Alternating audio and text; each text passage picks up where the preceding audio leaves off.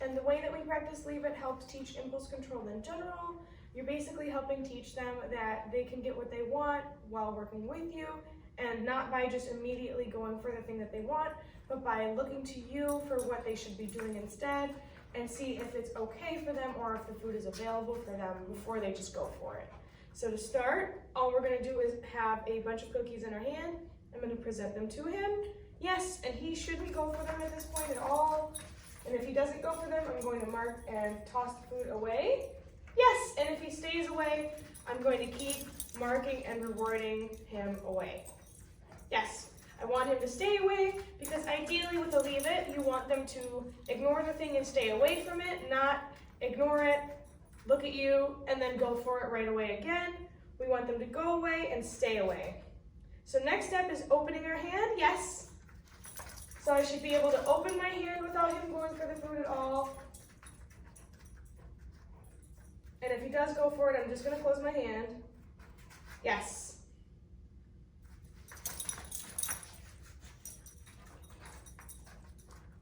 Yes.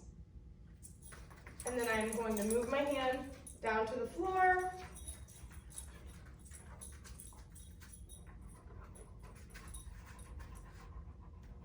Yes.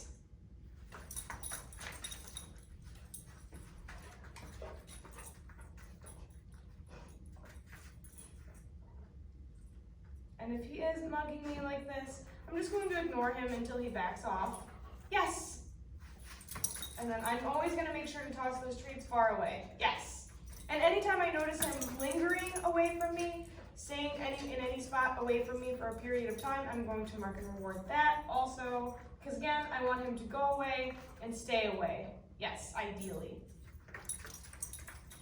So now I'm going to put my hand all the way on the floor. Yes. And always assume he has not forgotten about the food. Yes. And then stage 3, Leave It, is going to be where I place the food directly on the floor.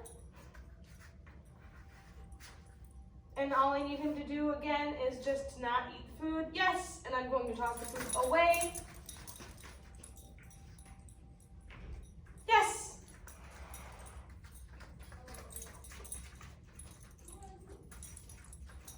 And if he does go for it, I'm just going to cover it with my hand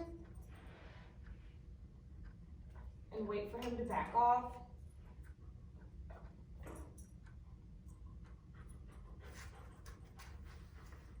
Yes. And when he gets close like this, I always like to cover it again with my other hand while he's going away so he doesn't try to take any cheap shots. Yes. Because he is leaving it, but he's getting awful close. Yes.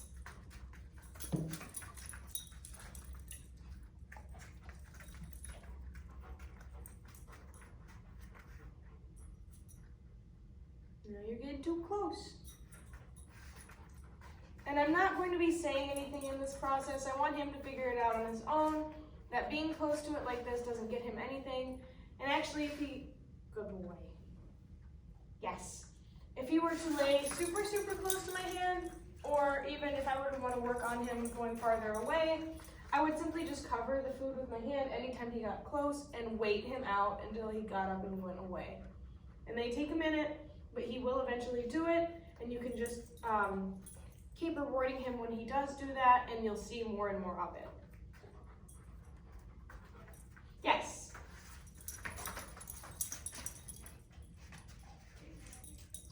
Yes.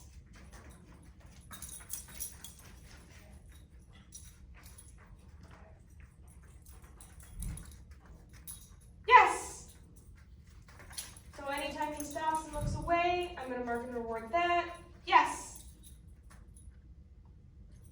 And that is stage 3, Leave It. The next way we practice Leave It before we get to stage 4, Leave It, is going to be Leave It conditioning. This is the same idea that we are doing with the recall conditioning, where we are pairing the word with food so that I can get him to ignore something and also know what to do when I say the word Leave It. Ideally, when I say River, leave it, he looks to me for what he's supposed to do next. River, leave it. And how we can do this is simply by saying, River, leave it, and then feeding him food. So he's always going to be anticipating you feeding him after you say that word, River, leave it.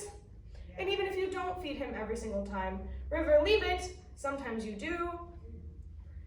And if you do feed him, River, leave it, something better than what he can find on the floor, he will especially learn to whip to you, River, leave it, whenever he hears the word leave it.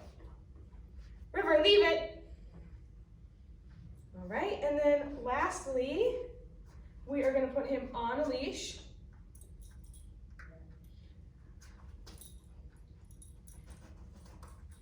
We can get his face. There we go. And then I'm going to get something like a container of food. And I want to make sure that I don't actually let him get to this at all. I do not want him to learn that he can just go for the thing that I'm putting on the floor. But I am going to get him up tight on his leash so that he can't get it. And I'm going to place this food container on the floor. We will practice leaving things on the floor while we're walking. You can use things that are more fun, but I would start with something simpler like kibble. And all we're going to do is walk back and forth, and anytime, yes, River, he sees his favorite lady. Anytime he ignores it, I'm going to mark and reward. Yes! Again, always assume that he hasn't forgotten that it's there. Yes, you don't want him making dives for it.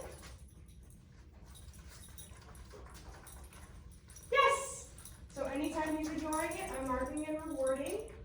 One thing to note, I always want to make sure that I'm using a yes, higher value treat than whatever it is he's supposed to be leaving while I'm practicing. And if he is to go for it at any point, I'm just going to use my leave it cue. River, leave it! That was perfect timing.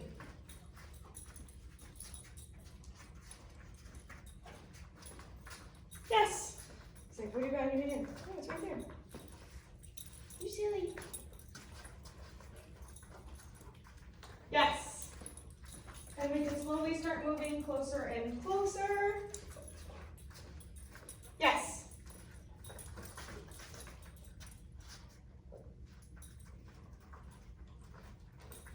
Yes! And that was exactly what I'm looking for right there. For him to just walk right past it and completely ignore it. Yes! When we're walking close like this, make sure that you have a good eye on him. River, leave it. Yes. Because if he does learn that he can just pretend to ignore it and then at the last second dive for it, you might have a problem. Yes. But this is exactly what I'm looking for. Yes. Him just completely ignoring it. All right. And that's how we practice leave it. So whenever you're done with stage 4 leave it, you want to make sure to collect him up again. We want to make sure never to be releasing him to the thing that we want him leaving and putting it up in a way whenever we are done.